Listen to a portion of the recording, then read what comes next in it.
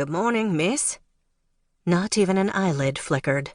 Most likely she'd taken too much of some kind of substance. Sleeping pills, alcohol, drugs. Sam picked up the huge purse that slumped on the floor beside a pair of tall leather boots. As far as he was concerned, she'd forfeited her right to privacy as soon as she'd become a squatter on his property. Grimly, he squashed a flash of conscience and rummaged past car keys, sunnies, a zippered case, feminine products, and a cell phone before pulling free her wallet. Within it, he found the usual credit and debit cards. Then the thing he'd been looking for, her driver's license. It read, Genevieve Woodward, next to a picture of her smiling brightly. She'd been born 3 years after him, which made her 30. Her height was listed as 5'4", and her weight as 125. Eye color, hazel. Address, Nashville. Which meant, here in the North Georgia mountains, that she was more than a 4-hour drive from home. The last name, Woodward, stirred his recognition.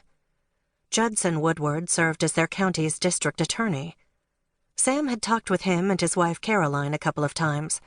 They had 2 adult daughters. Was this one of their daughters?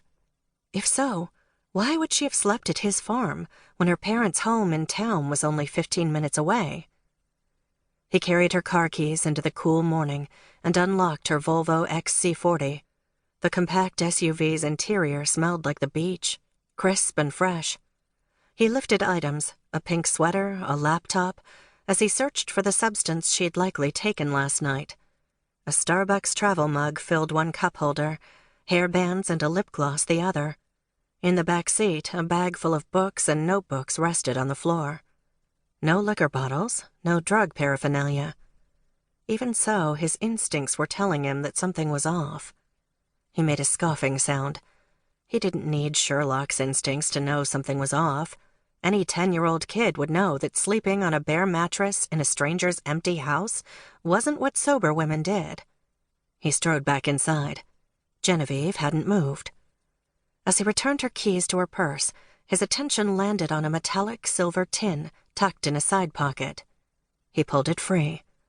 Around the size of a box of Altoids, a cursive G engraved its top. He flicked the case open. Inside rested at least 40 pills. The pills were round and brown, some marked with OP, others with 20. OxyContin. He frowned as old memories slithered into his mind. Terrible memories that made his body brace and his stomach tighten with grief. Grief and regret were never far from him. They walked beside him every day, laid down with him at night, waited for chances to punch him in the gut and remind him of his failures. For 7 years, they'd been his 2 closest companions. Oxy required a prescription. Either Genevieve had gotten these legally and was taking them for justified medical reasons, or not. Given where he'd found her, he was leaning toward the latter. He returned the metal tin to her purse and moved to stand at her bedside. Oxy. A fashionable suitcase. Successful father. New car. China doll face. A pillow that traveled with her so that she didn't have to lay her precious head on anyone else's pillow. Genevieve Woodward was messy in ways that had nothing to do with organization, and Sam didn't do mess. He wanted nothing to do with her. In fact, he wanted her far away from him as fast as possible. "Genevieve," he said. She didn't stir. "Genevieve." Genevieve jerked awake on a yelp that sent her lunging into a seated position. Her heart whacked against her chest wall. Confused and startled, she squinted against the sunshine. A man, an unfamiliar man, stood nearby, staring at her. Panic vanquished every shred of sleep from her brain.